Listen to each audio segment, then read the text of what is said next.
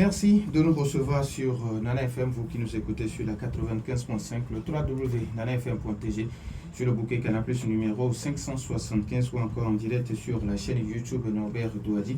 Bonjour et bienvenue à l'avant-dernier numéro du débat de Nana FM de cette semaine. Nous sommes le 25 avril 2024. Encore moins de 72 heures pour la fin de la campagne électorale en vue des prochaines législatives et régionales au Togo, et les partis engagés déploient leur dernière force pour la conquête de l'électorat. Nous dressons le bilan de la campagne de l'Alliance nationale pour le changement avec M. Francis Pedro qui est déjà en studio avec moi. M. Francis Pedro, bonjour. Bonjour à M.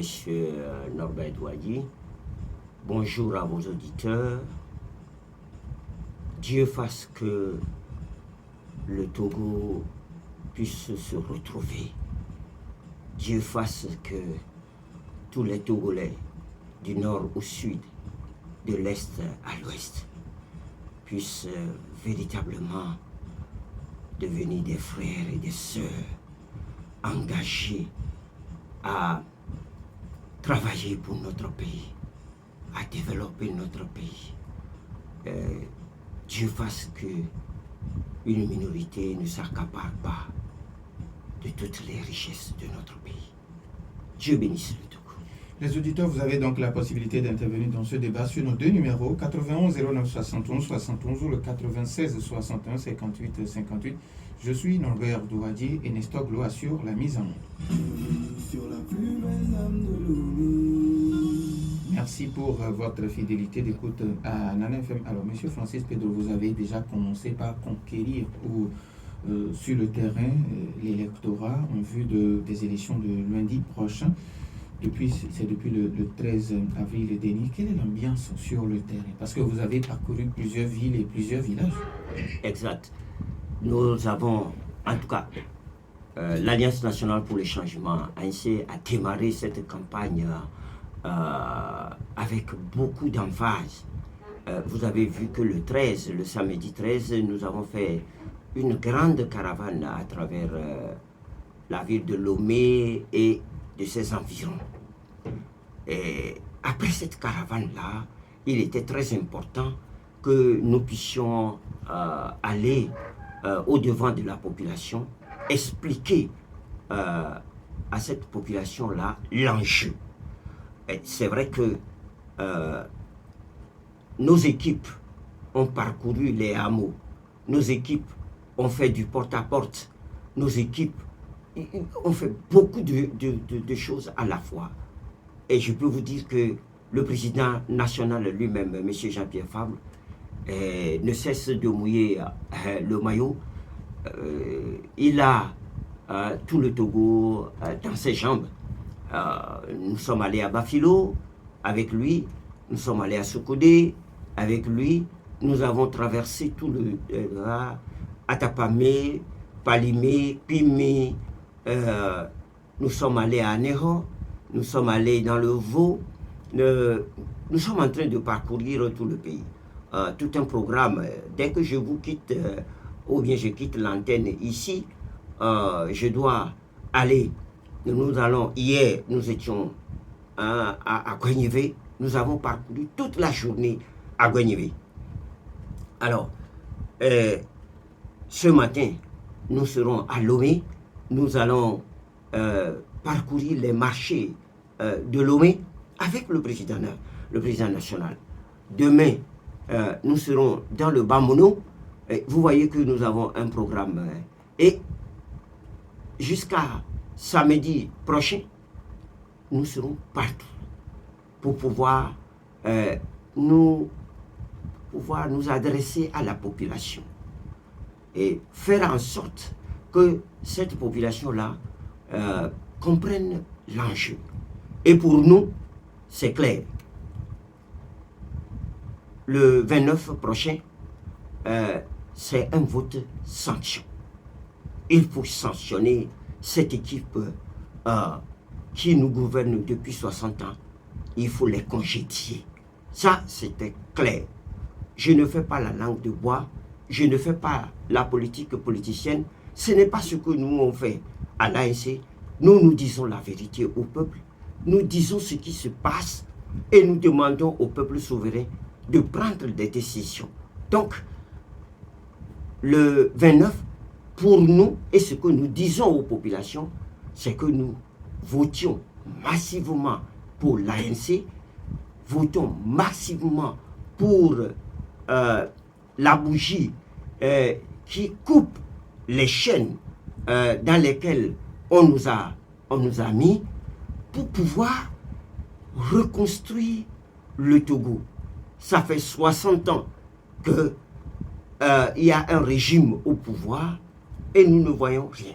Il suffit d'une pluie pour que tout le pays soit inondé. Alors, au-delà de l'aspect capital, comme vous venez de le dire, certaines personnes pensent que cette élection, ça a également un caractère référendaire, c'est-à-dire pour aller départager les uns et les autres par rapport à la nouvelle constitution qui a été votée la dernière fois à l'Assemblée nationale. Vous savez que je ne suis pas brutal, hein, mais je vais dire les choses telles qu'elles sont. La connerie du 25 mars dernier et puis du 19 avril dernier. Du 19 avril dernier, c'est une connerie. Parce que l'Assemblée nationale, là, on nous regarde dans les yeux et on fait ce qu'on est en train de faire là. Cela veut dire que on n'a pas, ceux qui nous gouvernent n'ont pas de respect pour le peuple togolais. Parce qu'on ne fabrique pas une constitution à la tête du peuple. Les gouvernants sont les serviteurs du peuple et ne peuvent rien faire sans recevoir l'ordre du peuple. Alors, qu'est-ce qui s'est passé? Nuitamment, ils sont allés se cacher quelque part pour faire quelque chose. Et puis, quand il y a le tollé général, ils ont dit non, on va venir consulter la population. Ils n'ont pas consulté la population. Ils sont allés voir quelques chefs par-ci, par-là, et puis pour leur dire, eh bien, la constitution que nous vous avons votée là, c'est bon. Non, ce n'est pas de ça qu'il s'agit. La consultation populaire, c'est de mettre la loi, la proposition de loi dans le domaine public, pour que tout le monde connaisse le fond de cette loi et que le peuple réagisse pour dire « Ah oui, ça nous sommes d'accord, ça nous ne sommes pas d'accord ». Mais en réalité, tout ce qui se fait, les dirigeants sont au-dessus de la loi et le peuple en dessous de la loi. Non, nous tous, nous devons être sous la loi. C'est ce que le préambule de notre constitution dit. En tout cas, cette constitution-là qu'ils sont en train de vouloir mettre dans un tiroir, non, elle est en vigueur. Elle restera en vigueur. Et nous disons au peuple togolais que nous n'allons pas accepter. Au moins, l'ANC, nous comptons sur nous, nous n'allons pas accepter. Nous allons combattre ce régime-là. Nous allons combattre cette soi-disant constitution qu'ils sont en train de vouloir imposer au peuple togolais. Nous allons nous battre. Ben, M. Jean-Pierre Fabre dit, eh bien, ils tuent toujours. Ils vont tuer combien? Peut-être ils vont le tuer. Ils vont tuer peut-être moi qui vous parle. Ils vont tuer aussi certains. Et puis, c'est fini. C'est fini. Non, ils nous tueront. Mais cette constitution bancale-là qu'ils veulent nous imposer ne passera pas. Nous allons mener des actions juridictionnelles. Nous allons mener des actions politiques. Nous allons mener des actions diplomatiques qui ont d'ailleurs déjà commencé. Alors, maintenant, sur le terrain, quel programme vous présentez aux populations, au nom de l'ANC, bien sûr? Écoutez, avec tout ce que je viens de dire là, notre programme repose sur 3 piliers. L'égalité, la dignité et le droit. Si vous regardez très bien, vous allez voir que ces 3 piliers sont liés par la loi. La constitution togolaise dit que les Togolais sont égaux, quels qu'ils soient. Et à quelle ethnie il appartient, à quelle religion il appartient, et à quelle association, à quel parti politique, à quel, je ne sais pas, regroupement auquel il appartient. Tous les Togolais sont égaux. C'est la loi. Alors, la dignité, vous voyez, l'égalité veut dire que lorsqu'on veut faire quelque chose pour le Togo, tout le monde doit être sur le même pied d'égalité. Et nous vous avons dit, prenez le découpage. Est-ce que nous sommes égaux? La loi même, l'article 5 de la Constitution, leur dit attention. Est-ce que nous sommes égaux? Lorsque à Blita a une population de 163 000 habitants, il y a 4 députés là-bas. Zio a une population de plus de 500 000 habitants. Il y a aussi 4 députés là-bas. Est-ce qu'il y a égalité? Est-ce qu'il y a égalité? Dans la région de la Kosa, il faut 52 000 personnes ou 57 000 personnes pour avoir un député. Mais à Lomé ici, dans la région maritime, il faut 173 000 personnes. Est-ce qu'il y a égalité? Nous, à l'Assemblée nationale, nous voulons corriger cela. La dignité. Est-ce que nous sommes dignes au Togo? Est-ce qu'on respecte la dignité du Togolais? Non, on ne respecte pas la dignité du Togolais. Sinon, si on respectait la dignité du Togolais, on n'allait pas attendre 5 ans pour lui donner un bol de riz, une once d'huile, un tricot et une casquette et à la rigueur 500 francs pour lui demander de voter et on attend encore 5 ans. Mieux, cette année, on met du gari dans de petits sachets. C'est ça qu'on donne. Est-ce que c'est digne ça? Est-ce qu'on rend digne le peuple togolais? C'est tout cela que nous voulons aller corriger à l'Assemblée nationale. Le droit. Mais le Togo doit être un état de droit. Est-ce que nous avons un état de droit au Togo? Non. Lorsque la Constitution dit, en son article 59, que, le président de la République est élu au suffrage universel. Suffrage universel. On ne dit pas que quelques députés et quelques sénateurs vont se rassembler quelque part pour élire sans débat le président de la République. Non, ce n'est pas ce qui est dit.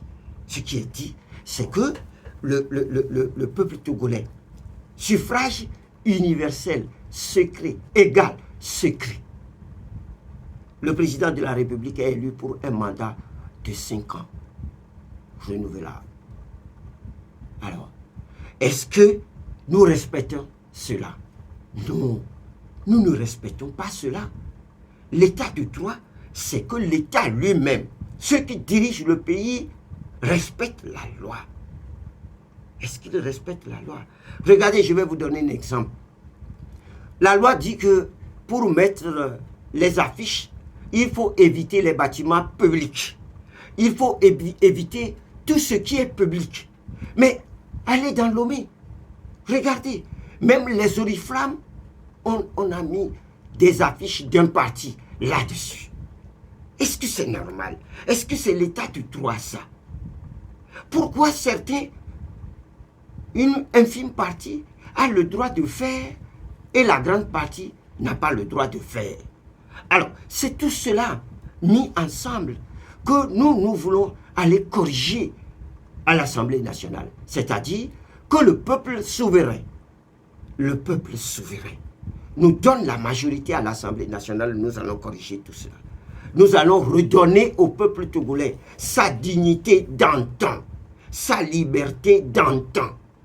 C'est ce que nous voulons faire. Et nous demandons sérieusement que le peuple togolais fasse comme en 1958, qu'il vote massivement pour l'ANC. 91 09 71 71 ou le 96 61 58 58. Vos questions et vos avis nous intéressent, mais après la pause.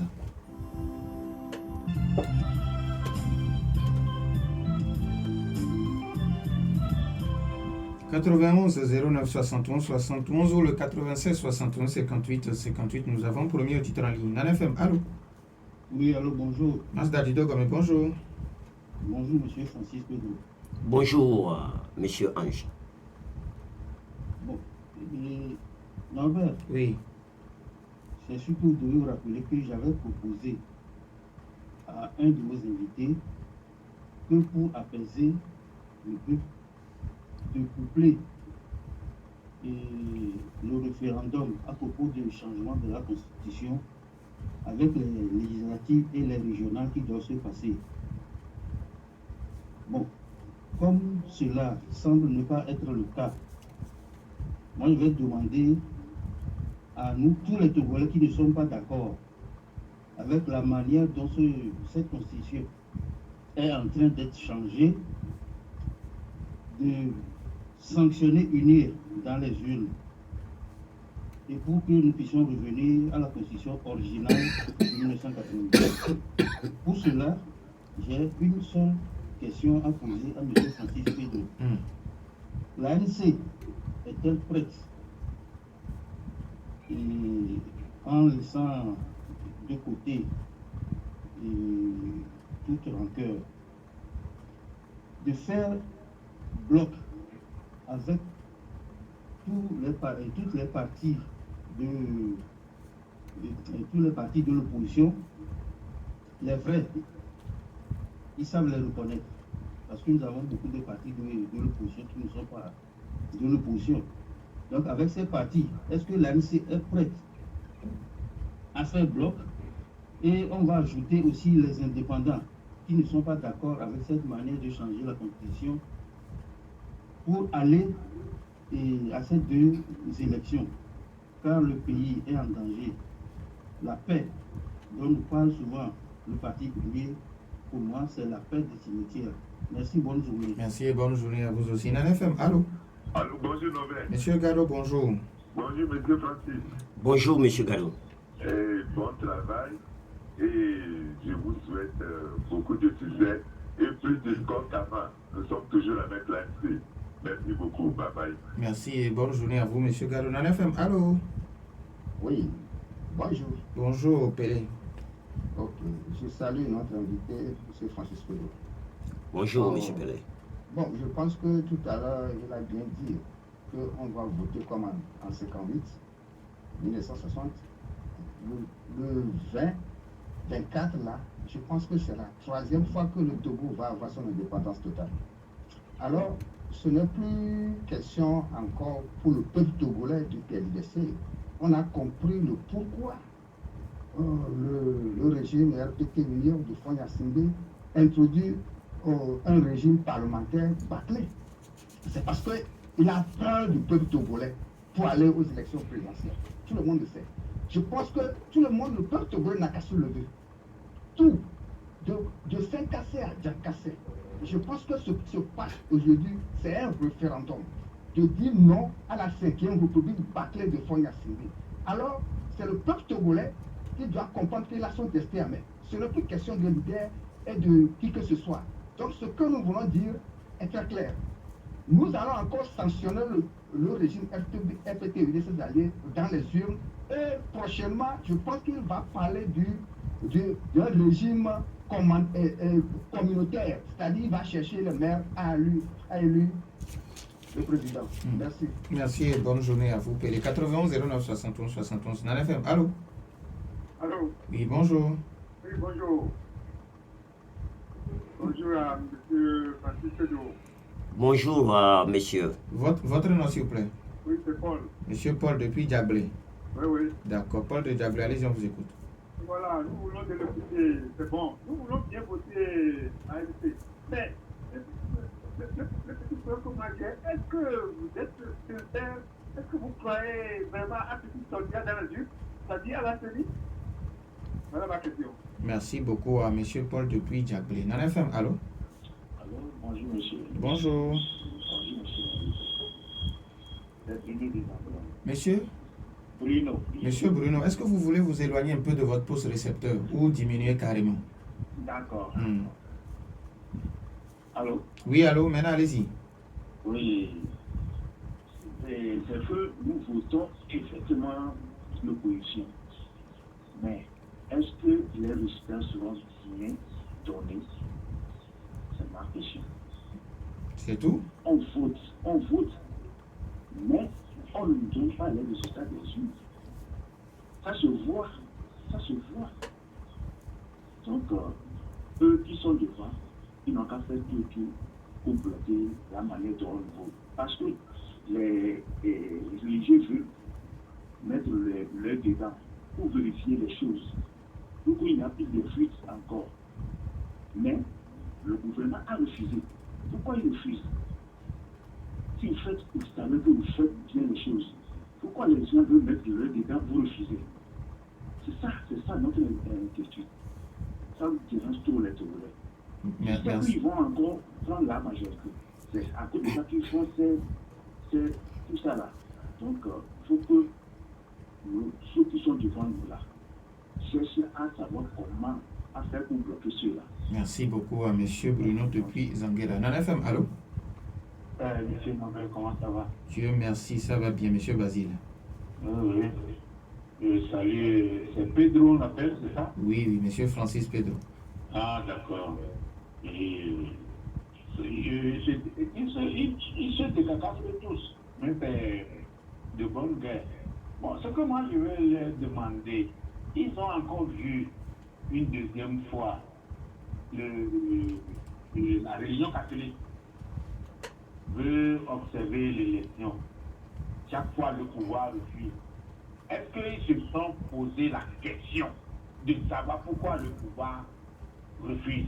Moi qui vous parle, j'ai été superviseur des élections. C'est pourquoi moi, quand vous faites vos choses là, comme ça, parce que près de pouce, on va nous donner 10 députés, 3 députés, 4 députés, ça, c'est de l'argent qui est rentré chez nous. Si c'est de ça qu'il est question, le Togo ne changera jamais. Moi, ici au Togo, que moi je vous parle, on ne doit pas aller aux élections pour dire qu'on veut aller faire minorité de blocage pour ceux qui ne peuvent pas gagner une élection. Est-ce que vous êtes conscient de ce que vous faites? C'est de ça, moi, je vous parle. Merci beaucoup à M. Basile. On prend le tout dernier auditeur. Nana FM, allô? Allô? Bonjour. Bonjour, M. Pedro. Bonjour. C'est M. Didier. Dans ce Togo-là, 21e, c'est ce qui se passe à l'Assemblée là. Il y a des gens aussi qui disent de ne pas aller voter. Monsieur, allô? Allô? Donc, moi, je voulais encourager M. Pedro, encourager l'ANC, encourager la population. Ils ont refusé aux prêtres, à CET d'être observateurs. Nous-mêmes, déjà à 5 h du matin, là, sorons devant le bureau de vote, on voit les urnes là, avec nos propres yeux. Et on restera jusqu'à 18 h. Moi, j'encourage tout le monde, la population, tous ceux qui restent derrière les WhatsApp, les Internet pour faire insulter les chefs de l'opposition, qu'on ne fait pas quoi, on fait quoi. C'est à leur tour maintenant de jouer leur rôle. Les partis ont déjà joué leur rôle. Maintenant, au peuple de se lever comme un seul homme pour voter le 29 là. Contre unir et contre ses alliés, surtout contre bâtir. Merci. Monsieur Didier, on va se parler avec courtoisie, s'il vous plaît. Est-ce qu'on a encore notre auditeur? Alors, Monsieur Pedro, vous avez suivi les uns et les autres, et puis les 3 derniers auditeurs ont surtout parlé des observateurs de la conférence des évêques du Togo, où la CENI ne peut pas délivrer de l'accréditation pour qu'ils puissent observer les élections. Ces auditeurs vous demandent, quelle est votre réaction devant cette situation? Vous savez, ce régime-là n'a même plus honte. Ce régime fait des choses vraiment. On se demande s'ils ont encore un grain d'humanisme ou d'humanité en eux. C'est de ça qu'il s'agit. Alors, lorsqu'on demande à l'Église catholique de prouver la provenance des fonds qui vont servir à faire l'observation des élections, mais pourquoi on ne demande pas au pouvoir la provenance des fonds qu'ils mettent un peu partout pour battre campagne? La loi a limité le plafonnement de l'argent qu'il faut. Pourquoi eux, ils dépassent ça tout le temps? Qui leur demande d'où eux, ils trouvent l'argent? Et moi, je sais d'où eux, ils trouvent l'argent. Ils volent l'argent du pays. Tous. Je le dis, c'est Francis Pedro qui parlait, je le dis en connaissance de cause. Ils volent l'argent. Est-ce qu'on n'a pas trouvé d'argent dans les cartons dans leur maison? C'est une réalité. Maintenant, l'Église catholique, mais elle est toute puissante, hein? Attention. Mais regardez, partout il y a l'Église catholique autour. Les gens cotisent à l'Église, non? On ne peut plus demander la provenance des fonds qui vont servir à quoi que ce soit. Ce que le pouvoir fait, le pouvoir sait que si l'Église catholique fait de l'observation, eh bien l'Église catholique va voir les fraudes, et va observer et dira, ici, voici ce qui s'est passé. C'est tout. Ils veulent voler à couvert. Ils ne veulent pas que les gens voient ce qu'ils sont en train de faire. C'est tout. C'est pour ça qu'ils refusent à l'Église. Mais c'est de la petitesse. Ça montre ce qu'ils sont. Monsieur Paul de Diabré et puis monsieur Bruno qui vous demande, est-ce que vous avez la garantie que les résultats qui sortiront le soir du 29 avril seront les vrais résultats? Au fait, la garantie, c'est le peuple togolais. La garantie, c'est moi aussi. La garantie, c'est ceux qui ont posé ces questions-là. Je me base sur la loi. La loi dit que le dépouillement est fait porte et fenêtre ouvertes. C'est ce que dit la loi, non? Donc, le dépouillement se fait publiquement. Alors, si le dépouillement se fait publiquement pour sécuriser notre vote, mais il ne suffit plus d'aller voter. Quand vous finissez de voter là, vous restez dans les centres de vote pour surveiller le vote. Lorsque vous serez nombreux dans les centres de vote, eh bien, ceux qui bournent les urnes auront peur. Ils ne pourront plus bourrer les urnes. Alors, lorsque vous êtes nombreux à accompagner les résultats, les urnes jusqu'à la CELI, et vous restez à la CELI pour la compilation des résultats, vous pensez que ceux qui sont là, ils vont avoir le courage de voler? Non. Maintenant, ce qu'il faut faire mieux, je sais qu'ils ont l'habitude de couper Internet. Hein. Cette fois-ci, s'ils coupent Internet, tout le monde saura ce qui s'est passé. Et dès que Internet est coupé là, il nous faut réagir. Parce que ce n'est pas normal. C'est la loi qui le dit. Hein. Moi, je me base toujours sur la loi. Et je demande au peuple togolais tout entier. Nous avons tous des smartphones. Dès que le résultat est affiché, le résultat tombe dans le domaine public. C'est la loi qui le dit. Lorsque le résultat est affiché, que tout le monde prenne son smartphone et filme le résultat et l'envoie là où il doit l'envoyer. Si nous faisons ça, nous allons sécuriser le vote. C'est ce que nous sommes en train de dire dans notre campagne aux populations. Et que le gouvernement comprenne très bien que cette fois-ci, nous n'accepterons pas. C'est clair.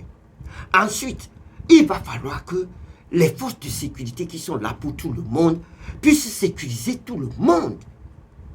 Ce n'est pas normal que les forces de sécurité soient d'un côté et laissent un côté. Nous leur demandons que ce que nous faisons là, nous le faisons pour eux aussi. Nous le faisons pour leurs enfants aussi. Donc, ils doivent être neutres. Elles doivent être neutres. Faire en sorte que quand quelqu'un bourre les urnes, eux, ils le prennent. C'est leur rôle. Quand quelqu'un amène des bulletins prévotés, qu'elles le prennent. Ça, c'est le rôle des forces de sécurité. Nous leur disons des choses comme ça.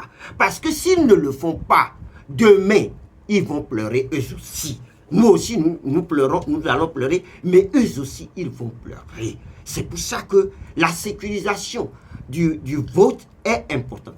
La population doit se dire, ce n'est pas la peine, hein. Il ne faut pas aller voter et aller dormir. Hein. Non. Alors, quand Pelé pense que c'est le moment pour vous, en tant que parti de l'opposition, d'appeler le peuple à prendre ses responsabilités. Mais c'est ce que je suis en train... Nous, on a commencé depuis. Et ce n'est pas maintenant. Hein. Ce n'est pas à cette antenne-là que nous disons ça. Nous le disons toujours dans nos réunions, dans nos meetings, dans nos marches. Nous le disons toujours.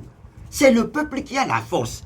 Ce n'est pas le petit groupe là qui nous gouverne qui a la force. Non, c'est le peuple qui a la force. Écoutez, regardez ce qui s'est passé au Sénégal. Vous avez vu le peuple sénégalais? Digne. Digne. Nous avons fait ça ici aussi. Mais qu'est-ce qui s'est passé? Il y a eu beaucoup de traîtrise et il y a eu aussi la soldatesse. Nous disons tout ça, pas parce que nous sommes contre quelqu'un. Nous disons tout ça parce que c'est notre devoir de le dire. Et je répète, votez pour l'ANC pour faire ce qui va se passer à l'Assemblée nationale. Alors, Masda Didogome qui vous demande, est-ce qu'aujourd'hui l'ANC est prête à faire bloc avec tous les partis de l'opposition? Il a bien précisé les vrais partis de l'opposition et les partis indépendants afin de faire bloc avec ces élections qui arrivent. Premièrement, l'ANC fait bloc avec le peuple togolais. Parce que c'est de ça qu'il s'agit. Maintenant, mais si tous les partis se lancent dans cette bataille pour que le peuple togolais retrouve sa liberté d'antan, mais pourquoi l'ANC serait à l'écart? D'ailleurs, nous vous avons déjà montré, lorsque le 25, avant le 25, quand ils ont commencé par étudier cette proposition de loi-là, c'est l'ANC qui a trouvé le document. L'ANC ne l'a pas gardé pour elle seule. L'ANC a partagé ce document-là à tous les partis politiques. Est-ce que ce n'est pas faire avec tous les partis politiques? L'ANC a fait une conférence de presse avec beaucoup de partis. Pour dire ça, là, ce n'est pas une bonne chose. Il ne faut pas le faire. L'ANC avec d'autres partis et des associations, ont organisé des marches dans ce pays. Ces marches-là, et ceux qui disent qu'ils veulent la démocratie dans notre pays, et ils sont allés nous barricader à Gakutu. C'est de ça qu'il s'agit, non? Donc, l'ANC n'est pas contre les partis politiques, mais l'ANC veut travailler dans la vérité, dans l'honnêteté. Lorsque vous êtes ensemble, que vous fassiez quelque chose de bien, qu'il n'y ait pas de traîtrise, qu'il n'y ait pas de dénigrement, qu'il n'y ait rien du tout, qu'il n'y ait que le Togo. Si c'est comme ça, l'ANC est toujours d'accord. Nous avons un autre auditeur en ligne à l'FM. Allô? Oui, bonjour. Bonjour. Madame ici, comment allez-vous? Oui, ça va. Francis vient de dire que les dirigeants ont encore un brin d'humanisme. Moi, je dis, à cause du pouvoir et l'argent, là, je ne sais pas, ça manque de dignité et d'honnêteté, et puis que de fraude, et de détournements, de jackass à pleine dose et tout ça là. Et puis, dès que ça arrive à échéance, on assiste à une guerre terrible pour la conservation du pouvoir. Pourquoi ça se passe ainsi dans une république? Moi, je veux dire à ces dirigeants-là que nous avons aussi droit à l'alternance, à la liberté, à la démocratie. Nous en avons droit aussi pour qu'on évolue dans ce pays, pour le développement en gros quoi. Merci. Et puis je pense beaucoup, je me pose beaucoup de questions. Je me dis, est-ce que c'est des Togolais qui nous dirigent? Merci beaucoup à madame. Merci beaucoup à madame. Si on prend le tout dernier auditeur en FM, allô? Allô? Oui, bonjour. Oui, bonjour, monsieur Navel. Michel, comment allez-vous? Je vais bien. Oui. Bonjour à l'invité.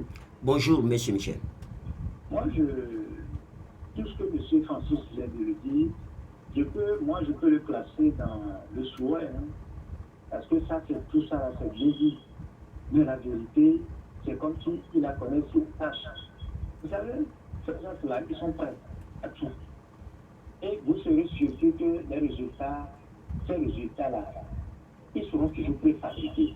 Et on affichera les résultats, c'est-à-dire qu'ils nous laisseront faire, ils feront les choses.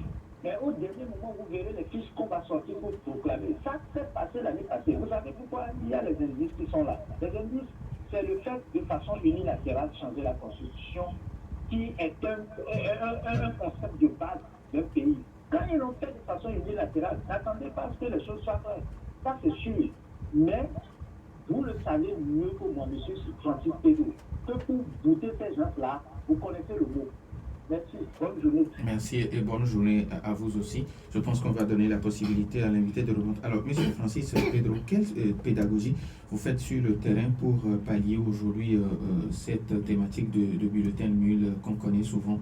Est-ce que vous apprenez aux populations comment voter pour ne pas faire des bulletins nuls? Oui, juste partout où nous sommes passés dans nos meetings, nous apprenons aux populations comment voter. Je prends le cas de la circonscription électorale du Golfe. Vous avez, d'abord, il faut dire à la population, c'est 2 votes que nous devons faire, les législatives et les régionales. Quelqu'un qui rentre, un électeur qui rentre dans le bureau de vote, il doit prendre premièrement une première fiche, je crois que c'est les législatives, il va dans l'isoloir, il vient, il finit de voter, il reprend la fiche, le bulletin de vote des régionales, il retourne dans l'isoloir et il revient pour voter. Maintenant, quand l'électeur vote, et ce que nous disons, quand l'électeur vote ANC, quand vous prenez le bulletin, vous allez voir plusieurs listes, je crois qu'il y a 28 listes à Lomé. Le bulletin, en tout cas, le logo de l'ANC se trouve à droite du bulletin. Hein? Quelle position? 9e. D'accord. Quand vous voyez, c'est 2 mains enchaînées et une bougie qui est en train de couper la chaîne dans un fond orange. Ça, c'est le logo de l'ANC. C'est là où les gens doivent voter. C'est à côté de ce logo-là qu'il faut voter. Quand vous finissez de voter, vous soufflez sur le patient pour que l'encre sèche. Et vous nettoyez bien vos mains avant de souffler. Vous nettoyez très bien pour ne pas tacher le bulletin. Pour qu'on vienne dire que ce bulletin est nul. Nous les connaissons. Maintenant, quand vous finissez, vous prenez le bulletin dans le sens de la longueur. Et vous pliez le bulletin pour cacher dans un premier temps le logo de l'ANC. Vous repliez une seconde fois et une troisième fois avant de rabattre ça dans la largeur et rabattre ça avant de mettre ça dans l'urne. Pourquoi nous faisons tout ça? Nous avons fait la démonstration aux populations. Pourquoi on fait ça? Pour éviter que l'encre tache un autre logo pour qu'on dise que c'est un bulletin nul. Il faut que nous comprenions très bien. Ces gens-là sont malins. Soyons plus malins que personne. Il y a Mao Tse-tung qui a dit que il n'y a pas une armée plus puissante que le peuple. Ça, c'est Mao Tse-tung. Et c'est vrai. Il n'y a au monde aucune armée plus puissante que le peuple. Si le peuple veut. Et je suis très content de voir que tous vos auditeurs, à l'exception de quelqu'un, d'un seul, qui dit que tout le peuple dit il faut voter contre ces gens parce qu'ils ne nous respectent pas, parce qu'ils ne nous donnent pas notre dignité, parce qu'ils ne respectent pas la loi. Il faut les congédier dans les urnes. Mais pour celui qui s'inquiète, je peux lui dire, mais qui sait ce qui va arriver demain au Gabon? Qui a su ce qui va arriver avant? Non, c'est arrivé au Gabon, c'est arrivé ailleurs. Ça peut arriver au Togo ici, je ne fais peur à personne. Parce que quand vous continuez pas à faire du mal, attendez-vous au mal. Parce que le mal que vous faites à autrui, ce mal-là peut retomber sur vous-même. Et je demande une fois à la CENI, à la Cour constitutionnelle, à la Cour suprême, de dire le droit. La CENI ne peut pas proclamer de faux résultats. La Cour constitutionnelle ne peut pas proclamer de faux résultats. La Cour suprême non plus. Ils sont des Togolais, eux aussi. Ils sont dans ces institutions-là pour servir le Togo. nous les rendrons responsables de ce qui va arriver après ces élections. Nous le disons très bien. Parce que à la CENI, c'est un secrétaire exécutif adjoint de UNI qui est le président. Et nous ne pouvons pas, nous l'avons dit, l'ANC dit tout. Mais le peuple doit comprendre ça. Nous lui disons, si tu fais ça, eh bien nous serons là. Nous disons bien sûr, vous allez nous tuer. Mais nous allons mourir, mais vous aussi, vous allez mourir. Nous disons merci à M. Francis Pedro de l'Alliance nationale pour le changement. Merci également à vous, chers auditeurs, pour votre fidélité d'écoute. Fin de ce débat mis en ordre par Nestor Glos. Je suis Norbert Douadi. Bonne suite de nos programmes.